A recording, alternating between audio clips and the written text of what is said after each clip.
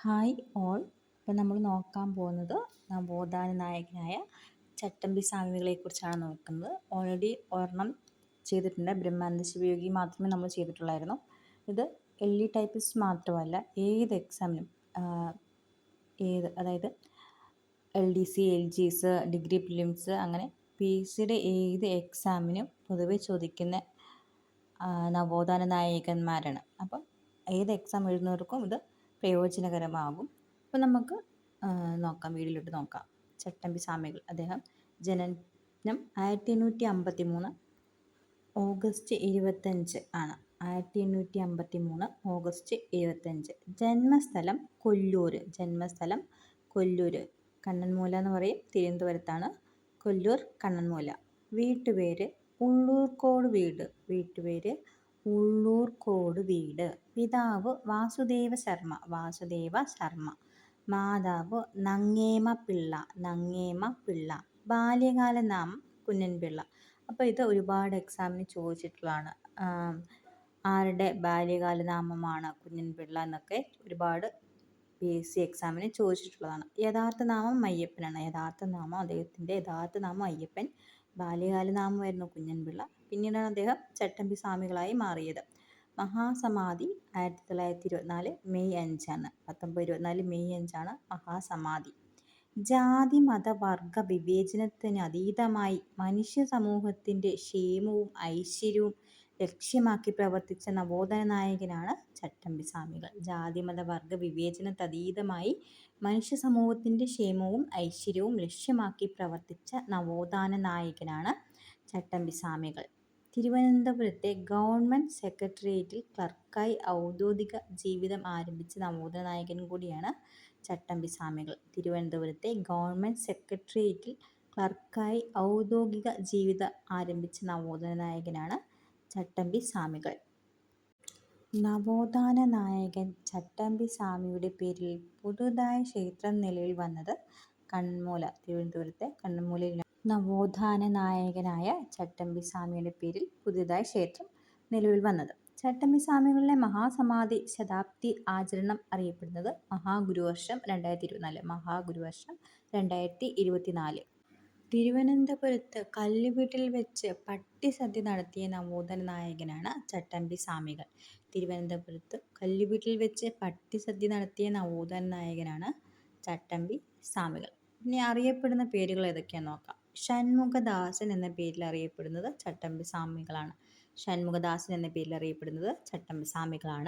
ചട്ടമ്പി സ്വാമിയെ ഷൺമുഖദാസൻ എന്ന് വിളിച്ച സാമൂഹ്യ പരിഷ്കർത്താവ് തൈക്കാട് അയ്യയാണ് അദ്ദേഹത്തെ ഷൺമുഖദാസൻ എന്ന് വിളിച്ച സാമൂഹ്യ പരിഷ്കർത്താവ്. സർവ വിദ്യാധിരാജ എന്ന പേരിൽ അറിയപ്പെട്ടതും ചട്ടമ്പി സ്വാമികൾ തന്നെയാണ്. ഷൺമുഖദാസൻ എന്ന പേരിൽ അറിയപ്പെട്ടതും ചട്ടമ്പി സ്വാമികൾ തന്നെയാണ്. ചട്ടമ്പി സ്വാമിക്ക് വിദ്യാധിരാജ എന്ന പേര് നൽകിയത് എട്ടരയോഗമാണ്. ശ്രീ ഭട്ടാരകൻ, ശ്രീ ബാലഭട്ടാരകൻ എന്നീ പേരുകളിൽ അറിയപ്പെടുന്ന നവോത്ഥാന നായകനും ചട്ടമ്പി സ്വാമികൾ തന്നെയാണ്. കാഷായം ധരിക്കാത്ത സന്യാസി എന്നറിയപ്പെടുന്നത് ചട്ടമ്പി സ്വാമികളാണ്. ഇതും ഒരുപാട് എക്സാമിന് ചോദിച്ചതാണ്. കാഷായം ധരിക്കാത്ത സന്യാസി എന്നറിയപ്പെട്ടത് ആരാണെന്നുള്ളത് ചട്ടമ്പി സ്വാമികൾ. അത് ഒരുപാട് PSC എക്സാമിന് ചോദിച്ചിട്ടുള്ള ഒരു ക്വസ്റ്റ്യനാണ്. കാവിയും കമണ്ഡലവുമില്ലാത്ത സന്യാസി എന്നറിയപ്പെട്ട നവോത്ഥാന നായകൻ ചട്ടമ്പി സ്വാമികളാണ്. ചട്ടമ്പി സ്വാമികളെ സദ്ഗുരു, പരിപൂർണ കലാനിധി, സർവജ്ഞനായ ഋഷി എന്നിങ്ങനെ വിശേഷിപ്പിച്ചത് ശ്രീനാരായണ ഗുരുവാണ്.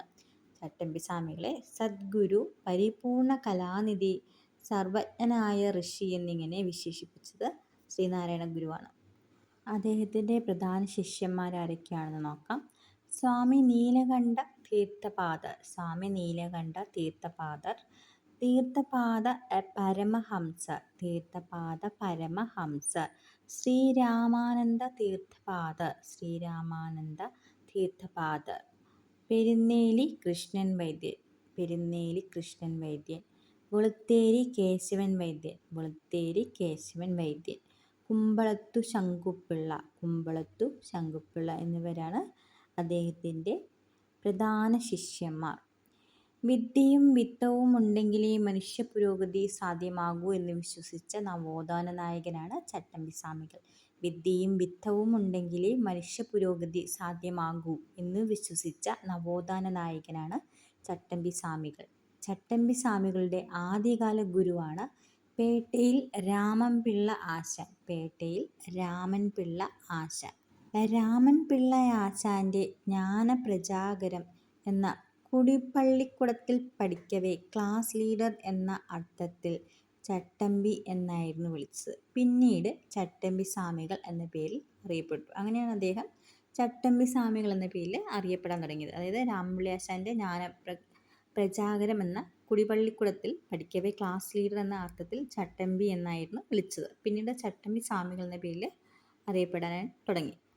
ചട്ടമ്പി സ്വാമികൾ വിവേകാനന്ദനെ കണ്ടുമുട്ടിയ വർഷമാണ് 1892. 1892 എറണാകുളത്ത് വെച്ചാണ് അദ്ദേഹം വിവേകാനന്ദനെ കണ്ടുമുട്ടിയത്.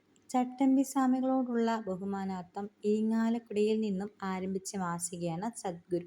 1921 ചട്ടമ്പി സ്വാമികളോടുള്ള ബഹുമാനാർത്ഥം ഇരിങ്ങാലക്കുടയിൽ നിന്നും ആരംഭിച്ച മാസികയാണ് സദ്ഗുരു.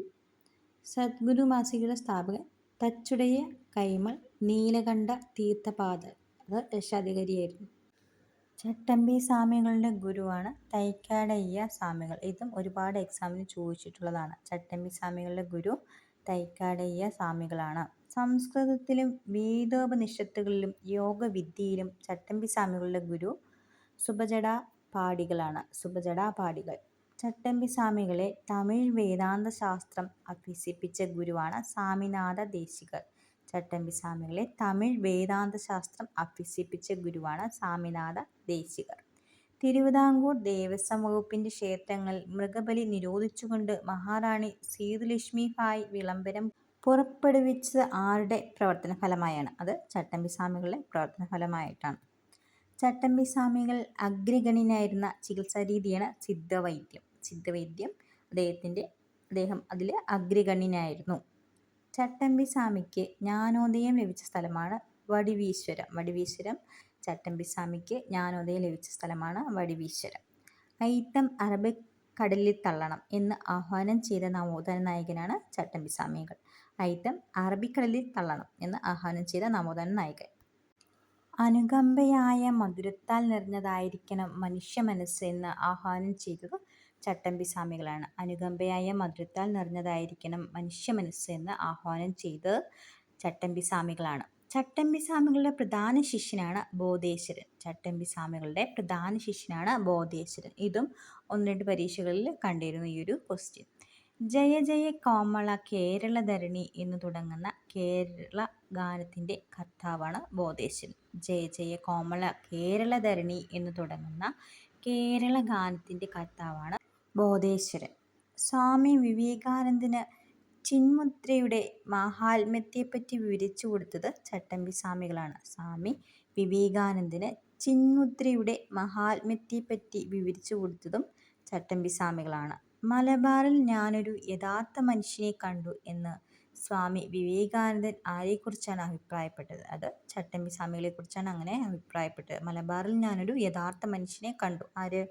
സ്വാമി വിവേകാനന്ദൻ. ആരെക്കുറിച്ചാണ്? ചട്ടമ്പി സ്വാമികളെക്കുറിച്ചാണ് അങ്ങനെ പറയുന്നത്. ചട്ടമ്പി സ്വാമികളുടെ ഏറ്റവും വലിയ കൃതി പ്രാചീന മലയാളമാണ്. ചട്ടമ്പി സ്വാമികളുടെ ഏറ്റവും വലിയ കൃതിയാണ് പ്രാചീന മലയാളം.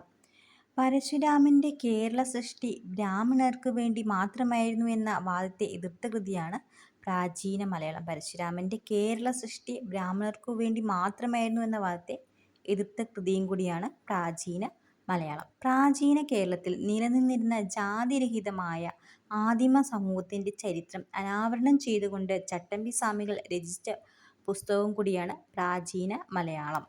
ചട്ടമ്പി സ്വാമികൾ പരിഭാഷപ്പെടുത്തിയ സുന്ദര സ്വാമികളുടെ തമിഴ് കൃതിയാണ് നിജാനന്ദ വിലാസം. നിജാനന്ദ വിലാസം അത് ശുദ്ധാദ്വൈത ഭാവന എന്ന പേരിലാണ് അറിയപ്പെടുന്നത്.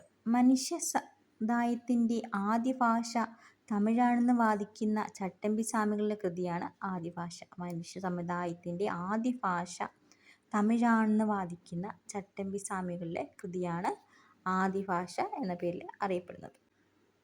അവർണ്ണർക്കും വേദം പഠിക്കാമെന്നു സ്ഥാപിച്ച ചട്ടമ്പി സ്വാമികളുടെ കൃതിയാണ് വേദാധികാര നിരൂപണം. അവർണ്ണർക്കും വേദം പഠിക്കാം എന്നു സ്ഥാപിച്ച ചട്ടമ്പി സ്വാമികളുടെ കൃതിയാണ് വേദാധികാര നിരൂപണം. ക്രിസ്തുമത സഭകളുടെ പ്രവർത്തനങ്ങളെയും മതമാറ്റത്തെയും എതിർത്ത കൃതിയാണ് ക്രിസ്തുമത നിരൂപണം. ക്രിസ്തുമത നിരൂപണം. ഏറ്റുമാനൂർ ക്ഷേത്രത്തിലെ ആറാട്ട് ദിവസം പ്രസിദ്ധീകരിച്ച ചട്ടമ്പി സ്വാമികളുടെ കൃതിയാണ് ക്രിസ്തുമത നിരൂപണം. ഏറ്റുമാനൂർ ക്ഷേത്രത്തിലെ ആറാട്ട് ദിവസം പ്രസിദ്ധീകരിച്ച ചട്ടമ്പി സ്വാമികളുടെ കൃതിയും കൂടിയാണ് ക്രിസ്തുമത നിരൂപണം. ക്രിസ്തുമത നിരൂപണത്തിൻ്റെ 2 ഭാഗങ്ങളാണ് ക്രിസ്തുമത സാരവും ക്രിസ്തുമത ഛേദനവും. ക്രിസ്തുമത സാരം, ക്രിസ്തുമത ഛേദനം, അങ്ങനെ 2 ഭാഗങ്ങളാണ് ക്രിസ്തുമത നിരൂപണത്തിന് ഉള്ളത്. ബ്രഹ്മാനന്ദ ശിവയോഗിയുടെ മോക്ഷ പ്രദീപം എന്ന കൃതിയെ വിമർശിച്ചുകൊണ്ടുള്ള ചട്ടമ്പി സ്വാമിയുടെ കൃതിയാണ് മോക്ഷപ്രദീപ ഖണ്ഡനം. ബ്രഹ്മാനന്ദ ശിവയോഗിയുടെ മോക്ഷപ്രദീപം എന്ന കൃതിയെ വിമർശിച്ചുകൊണ്ടുള്ള ചട്ടമ്പി സ്വാമിയുടെ കൃതിയാണ് മോക്ഷപ്രദീപ ഖണ്ഡനം. അഗസ്ത്യർ എന്ന തൂലികാനാമത്തിൽ ചട്ടമ്പി സ്വാമികൾ രചിച്ച കൃതിയാണ് തമിഴകം. അഗസ്ത്യർ എന്ന തൂലികാനാമത്തിൽ ചട്ടമ്പി സ്വാമികൾ രചിച്ച കൃതിയാണ് തമിഴകം. ചട്ടമ്പി സ്വാമികൾ ജീവിതവും കൃതികളും എന്ന കൃതിയുടെ രചയിതാവ് കെ. മഹേശ്വരൻ നായരാണ്. ചട്ടമ്പി സ്വാമികൾ ജീവിതവും കൃതികളും എന്ന കൃതിയുടെ രചയിതാവ് കെ. മഹേശ്വരൻ നായർ. ചട്ടമ്പി സ്വാമികൾ ജീവിതവും ദർശനവും എന്ന കൃതിയുടെ രചയിതാവ് ടോണി മാത്യു. അപ്പോൾ ഇത് രണ്ടും മാറിപ്പോകാൻ സാധ്യതയുണ്ട്, അപ്പോൾ ശ്രദ്ധിക്കുക. ചട്ടമ്പി സ്വാമികൾ ജീവിതവും കൃതികളും എന്ന കൃതി രചിച്ചതാണ് കെ. മഹേശ്വരൻ നായർ. അത് ചട്ടമ്പി സ്വാമികൾ ജീവിതവും ദർശനവും എന്ന കൃതി രചിച്ചത് ടോണി മാത്യു ആണ്. അപ്പം അത് ശ്രദ്ധിക്കുക. ചട്ടമ്പി സ്വാമികളുടെ ജീവിതത്തെ ആസ്പദമാക്കി മഹാമുനി എന്ന നോവൽ രചിച്ചത് കൈതക്കൽ സോമക്കുറുപ്പാണ്. കൈതക്കൽ സോമക്കുറുപ്പാണ് ചട്ടമ്പി സ്വാമികളുടെ ജീവിതത്തെ ആസ്പദമാക്കി മഹാമുനി എന്ന നോവൽ രചിച്ചത്. ചട്ടമ്പി സ്വാമികളുടെ സമാധിയിൽ അനുശോചിച്ച് പണ്ഡിറ്റ് കെ.പി. കറുപ്പൻ രചിച്ച കവിതയാണ് സമാധി സപ്താഹം. ചട്ടമ്പി സ്വാമികളുടെ സമാധിയിൽ അനുശോചിച്ച് പണ്ഡിറ്റ് കെ.പി. കറുപ്പൻ രചിച്ച കവിതയാണ് സമാധി സപ്താഹം.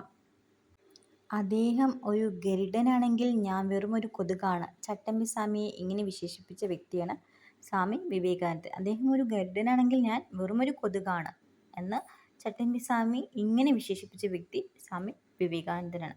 തീ പോലുള്ള വാക്കുകൾ കത്തിപ്പോകാത്തത് ഭാഗ്യം. തീ പോലുള്ള വാക്കുകൾ കത്തിപ്പോകാത്തത് ഭാഗ്യം. ചട്ടമ്പി സ്വാമികളുടെ ഏത് കൃതിയെക്കുറിച്ചാണ് വിവേകാനന്ദൻ ഇങ്ങനെ അഭിപ്രായപ്പെട്ടത്? വേദാധികാര നിരൂപണം. വേദാധികാര നിരൂപണത്തെക്കുറിച്ചാണ് തീ പോലുള്ള വാക്കുകൾ കത്തിപ്പോകാത്തത് ഭാഗ്യമെന്ന് ചട്ടമ്പി സ്വാമികളുടെ കൃതിയെക്കുറിച്ച് പറഞ്ഞത്. അദ്ദേഹം വിവേകാനന്ദനാണ് ഇങ്ങനെ അഭിപ്രായപ്പെട്ടത്.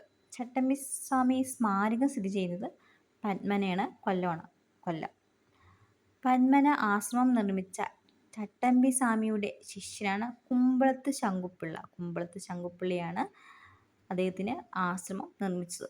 ചട്ടമ്പി സ്വാമിയുടെ ശിഷ്യനാണ്. ചട്ടമ്പി സ്വാമികളുടെ സമാധി സ്ഥലത്ത് അദ്ദേഹത്തിൻ്റെ ശിഷ്യന്മാർ ചേർന്ന് സ്ഥാപിച്ച ക്ഷേത്രമാണ് ബാലഭട്ടാരക ക്ഷേത്രം. ബാലഭട്ടാരക ക്ഷേത്രം അദ്ദേഹത്തിൻ്റെ ശിഷ്യന്മാർ ചേർന്ന് സ്ഥാപിച്ചതാണ്. ചട്ടമ്പി സ്വാമികളോടുള്ള ആദരസൂചകമായി ഇന്ത്യൻ തപാൽ വകുപ്പ് സ്റ്റാമ്പ് പുറത്തിറങ്ങിയത് 2014 ഏപ്രിൽ 30 2014 ഏപ്രിൽ 30 അദ്ദേഹത്തിനോട് ആദരസൂചകമായി ഇന്ത്യൻ തപാൽ വകുപ്പ് സ്റ്റാമ്പ് പുറത്തിറക്കിയത്. ചട്ടമ്പി സ്വാമികളുടെ ജന്മദിനമായ ഓഗസ്റ്റ് 25 ജീവകാരുണ്യ ദിനമായി പ്രഖ്യാപിച്ച് കേരള സർക്കാർ ഉത്തരവ് പുറപ്പെടുവിച്ചു. ചട്ടമ്പി സ്വാമികളുടെ ജന്മദിനമായ ഓഗസ്റ്റ് 25 ജീവകാരുണ്യ ദിനമാണ്. ജീവകാരുണ്യ ദിനമായിട്ട് പ്രഖ്യാപിച്ചിട്ടുണ്ട്. കേരള സർക്കാർ ഉത്തരവ് പുറപ്പെടുവിച്ചിട്ടുണ്ട്. അദ്ദേഹത്തിൻ്റെ പ്രധാന കൃതികൾ നോക്കാം. അദ്വൈത ചിന്താ പദ്ധതി. അദ്വൈത ചിന്താ പദ്ധതി. കേരളത്തിലെ ദേശനാമങ്ങൾ. കേരളത്തിലെ ദേശനാമങ്ങൾ. ആദിഭാഷ. ആദിഭാഷ. അദ്വൈതവരം. അദ്വൈതവരം. മോക്ഷപ്രദീപ ഖണ്ഡനം. മോക്ഷപ്രദീപ ഖണ്ഡനം. ജീവകാരുണ്യ നിരൂപണം. ജീവകാരുണ്യ നിരൂപണം. പുനർജന്മ നിരൂപണം. പുനർജന്മ നിരൂപണം. വേദാധികാര നിരൂപണം. വേദാധികാര നിരൂപണം. വേദാന്തസാരം. വേദാന്തസാരം. പ്രാചീന മലയാളം. പ്രാചീന മലയാളം. അദ്വൈത പഞ്ചരം. അദ്വൈത പഞ്ചരം. സർവമത സാമരസ്യം. സർവമത സാമരസ്യം. പരമപട്ടാര ദർശനം, പരമപട്ടാര ദർശനം. ബ്രഹ്മത്ത നിർഭാസം, ബ്രഹ്മത്ത നിർഭാസം. ശ്രീചക്ര പൂജാകൽപ്പം, ശ്രീചക്ര പൂജാകൽപ്പം. ക്രിസ്തുമത നിരൂപണം, ക്രിസ്തുമത നിരൂപണം. തമിഴകം, തമിഴകം. സ്തവരത്ന ഹാരാവലി, സ്തവരത്ന ഹാരാവലി. പരമശിവസ്തവം, പരമശിവസ്തവം. മനോനാശം, മനോനാശം. തർക്കരഹസ്യരത്നം, തർക്കരഹസ്യരത്നം. ദ്രാവിഡമാഹാത്മ്യം, ദ്രാവിഡമാഹാത്മ്യം. ഭാഷാപദ്മപുരാണം, ഭാഷാപദ്മപുരാണം. പ്രണവവും സാംഖ്യദർശനം. ശരീരതത്വസംഗ്രഹം, ശരീരതത്വസംഗ്രഹം. പിള്ളതാലോലിപ്പ്, പിള്ളതാലോലിപ്പ്. അപ്പം ഇത്രയുമാണ് അദ്ദേഹത്തിൻ്റെ പ്രധാന കൃതികൾ എന്ന് പറയുന്നത്.